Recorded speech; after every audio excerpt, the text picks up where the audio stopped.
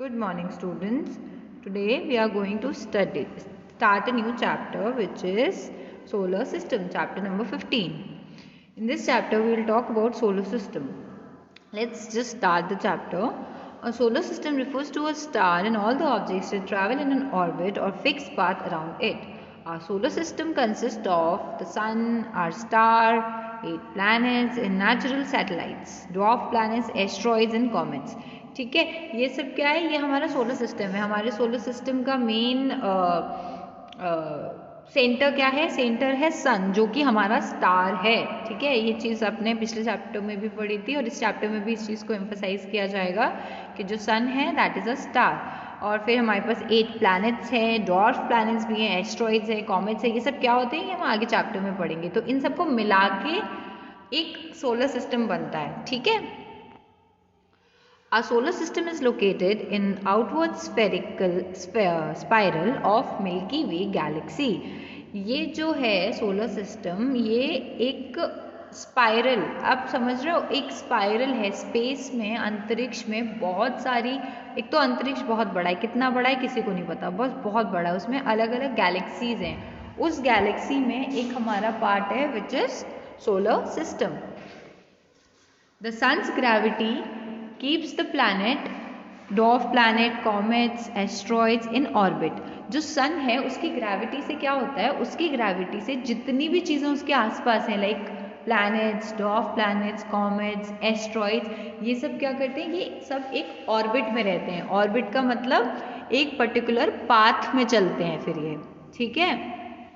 Gravity is the force by which a planet और other such bodies tends to draw objects towards its center. अब gravity क्या है? Gravity है एक ऐसा फोर्स जो किसी भी चीज को अपनी तरफ अट्रैक्ट करता है, पुल करता है. ओके, उसको हम बोलते हैं ग्रेविटी. ठीक है. तो ग्रेविटी क्या है?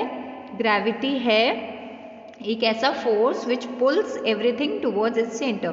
तो सन की ग्रेविटी से planets, dwarf planets, comets, asteroid, ये सारे एक ऑर्बिट में रहते हैं, उससे अंदर बाहर नहीं जाते. ठीक. फिर we'll talk about the sun. The sun is a star. A star does not have a solid surface, but it is a ball of a gas. It is the center of our solar system that makes 99.8% of mass of entire solar system.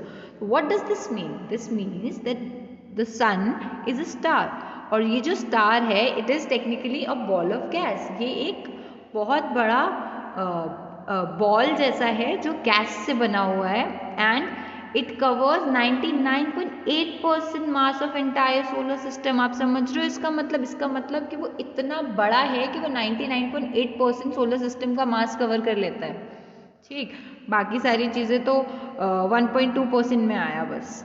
ठीक. तो सन बहुत बड़ा है, बहुत ही बड़ा है और it is a ball of gas. उसके बारे में नहीं पता कि वहाँ पे क्यों वो रिएक्शंस चलते रहते हैं, वो गैसेस आपस में बर्न करती रहती है, केमिकल रिएक्शंस चलते रहते हैं. The sun is orbited by 8 planets and 5 dwarf planets, tens and thousands of asteroids and comets. अब जो सन है हमारा, उसके चारों तरफ क्या क्या है? 8 प्लैनेट्स हैं और 5 ड्वार्फ प्लैनेट्स हैं. डॉर्फ मतलब होते हैं छोटे प्लैनेट्स, जिनको हम उनको प्लैनेट हम इसलिए नहीं बोल रहे क्योंकि कुछ तो ऐसा होगा ना वहाँ जिसकी वजह से वो प्लैनेट की कैटेगरी में नहीं आते, या वो बहुत छोटे हैं, इस वजह से हम उनको प्लैनेट नहीं बोलते हैं. और tens and thousands of asteroids and comets, और बहुत सारे एस्ट्रॉइड्स और कॉमेट्स होते हैं वहाँ. ठीक. फिर है the sun is the sun is far too hot for an astronaut to ever visit. जो सन है वो इतना ज़्यादा दूर और इतना ज़्यादा गर्म है कि वहाँ कभी कोई पहुँचा ही नहीं, कोई एस्ट्रोनॉट कौन होते हैं? जो स्पेस में जाते हैं. ठीक है. कोई कभी पहुँच ही नहीं पाया वहाँ पे, क्योंकि एक तो वो बहुत दूर है, प्लस वो एक बार को हम वहाँ पहुँच भी जाएंगे पर वो इतना गर्म है कि आप वहाँ जा ही नहीं सकते. ठीक. आप बर्न हो जाओगे, जल जाओगे. But there are areas which are slightly cooler than others. पर अर्थ में क्या है? कुछ एरियाज ऐसे भी हैं जो बाकी एरिया से कूल हैं. ठीक. बाकी एरियाज से क्या है? बाकी एरियाज से कूल है. ठीक। तो it gives out heat and light.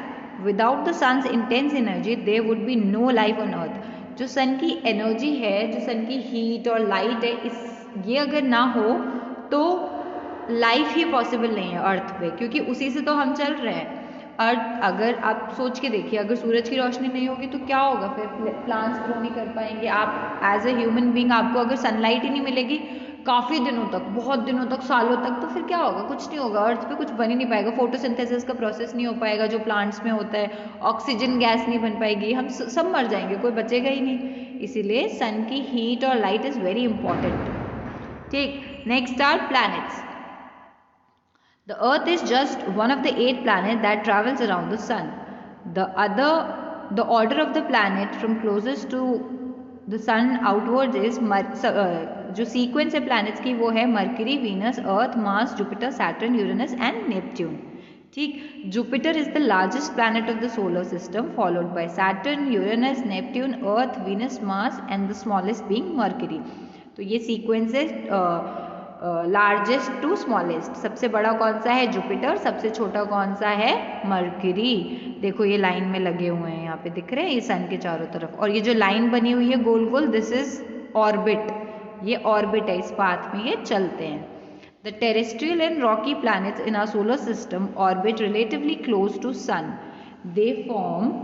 They form the inner solar system. There are 4 terrestrial planets: Mercury, Venus, Earth and Mars.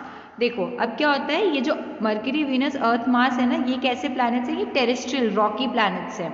ये ज़मीन है इनमें, ठीक है, मतलब क्या कह सकते हैं आप, पहाड़, ये सब क्या पहाड़ हैं, नदियाँ, ये सब चीज़ें हैं। तो ये टेरेस्ट्रियल है, यहाँ पे लैंड है ना, इस वजह से इनको इनर सोलर सिस्टम भी बोला जाता है, क्योंकि ये रिलेटिवली पास है, ये सन के थोड़ा सा कंपैरेटिवली पास है, इसलिए इनको इनर सोलर सिस्टम बोला जाता है। और जो आउटर सोलर सिस्टम है, वो वाले जो प्लैनेट्स हैं वो किससे बने हैं? वो गैस से बने हैं, आइस से बने हैं, है ना, और वो बाहर थोड़े से दूर भी हैं, इसीलिए उनको आउटर सोलर सिस्टम बोला जाता है। ठीक। आउटर सोलर सिस्टम में कौन कौन आ गया? जुपिटर, सैटर्न, यूरेनस, नेपट्यून, ये सब आ गए आउटर सोलर सिस्टम में। Earth is the only known planet to support life. और इन 8 प्लैनेट्स में से इकलौता अर्थ ऐसा है जहाँ पे लाइफ है, अदरवाइज कहीं पे लाइफ नहीं है। ठीक। ये देखो, ये दिख रहा है, ये जो है ये इनर सोलर सिस्टम है, और ये जो बाहर है ये आउटर सोलर सिस्टम है। ठीक। ये इनर सोलर सिस्टम, ये आउटर सोलर सिस्टम। आगे बढ़ते हैं।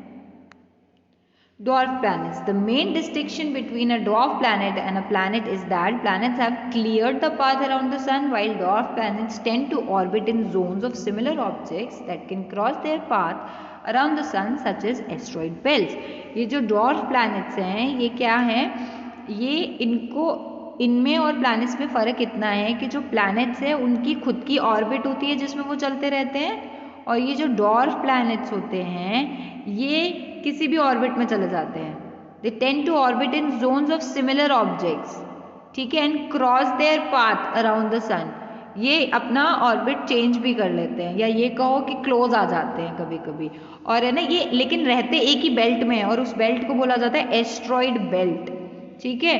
हमारे पास 5 डॉर्फ प्लैनेट्स हैं, जो है Ceres, Pluto, Eris, Makemake and Haumea. Okay.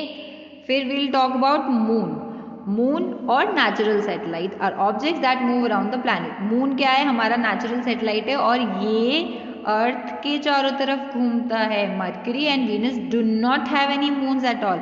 Mercury और वीनस का कोई मून नहीं है, कोई सैटेलाइट नहीं है। Earth has 1 and Mars has 2 small moons. हमारा अर्थ जो है उसके पास 1 मून है, और मार्स के पास 2 मून है, और जो जुपिटर, सैटर्न, यूरेनस, नेपट्यून है, इन सब के पास तो बहुत सारे मून्स हैं। ठीक है।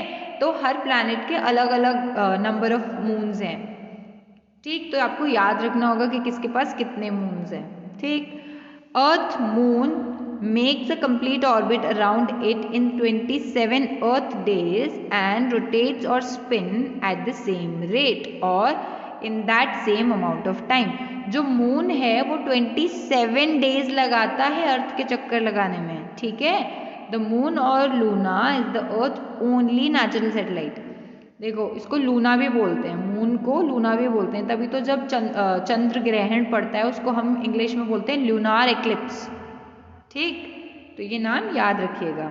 फिर आते हैं एस्ट्रॉइड। एस्ट्रॉइड्स क्या हैं? Asteroids are rocky airless worlds that orbit our sun. Asteroid क्या होते हैं? ये रॉकी एयरलेस, यहाँ पे हवा नहीं है, कुछ नहीं है, ठीक है, और ये बहुत स्मॉल है, बहुत छोटे छोटे से हैं, जैसे ये समझ लो कि पत्थर के टुकड़े हैं, बड़े बड़े पत्थर के टुकड़े हैं। ठीक, tens and thousands of these minor planets are gathered in the main asteroid belt between the orbit of Mars and Jupiter. Asteroids that pass close to Earth are called near Earth object. अब देखो ये बीच वाली जगह दिख रही है आपको, ये वाली जगह, ये बीच वाली जगह, दिस इज एस्ट्रॉइड बेल्ट। इस एस्ट्रॉइड बेल्ट में, इस जगह में, यहाँ पे होते हैं एस्ट्रॉइड्स। ये कैसे होते हैं? ये रॉकी होते हैं, और एक सेकेंड, ये रॉकी होते हैं और ये बहुत छोटे भी होते हैं, ठीक है, ये छोटे भी होते हैं, प्लस ये एयरलेस होते हैं, यहाँ पे कोई हवा नहीं होती, ठीक है। और जो प्लैनेट्स जो एस्ट्रॉइड्स हमारे अर्थ के पास होते हैं उनको नियर अर्थ ऑब्जेक्ट्स भी बोलते हैं, ठीक है। ये तो हो गए एस्ट्रॉइड्स। फिर आते हैं कॉमेट्स। Comets are snowballs. आप समझ रहे हो, जो एस्ट्रॉइड्स थे वो कैसे थे? रॉकी थे, पत्थर के थे, और जो कॉमेट्स हैं वो क्या है? स्नोबॉल्स, बर्फ के गोले, और फ्रोजन गैस एंड रॉक। इसमें क्या है? पत्थर, गैस और मतलब बर्फ, बहुत ज़्यादा ठंडा, बहुत ज़्यादा मतलब एकदम बर्फ का गोला, है ना। When a comet's orbit brings it close to sun, it heats up and emits dust and gases into giant glow head. The dust and gases form a tail. अब देखो क्योंकि ये इतना ठंडा है, ये बर्फ का गोला है, और ये बहुत इंटेंसिटी से अगर सन के पास जाएगा तो क्या होगा? सन की हीट से ये ब्लास्ट कर जाता है, फूट जाता है एकदम, और जब ये फूटता है तो उसमें से गैस, डस्ट और बहुत तेज रोशनी निकलती है। और आपने देखा होगा कभी, हम उसको बोल देते हैं टूटता हुआ तारा, तो वो टूटता हुआ तारा नहीं होता है, वो कॉमेट होता है, ठीक है। वो फिर जैसे टूट जाता है, बर्स्ट हो जाता है ना, तो वो ऐसे बहुत तेज गिरता है, देखो फोटो में, तो पीछे ना टेल जैसा बन जाता है। एक ये देखो, ये टेल बन गई है, ये टेल जैसा बन जाता है, ये मूव करता रहता है और पीछे की टेल जैसी बन जाती है, ठीक है। तो these are comets. So with this we have completed our chapter. Okay. Any doubt? If you have any doubt, comment or contact me directly. Thank you so much.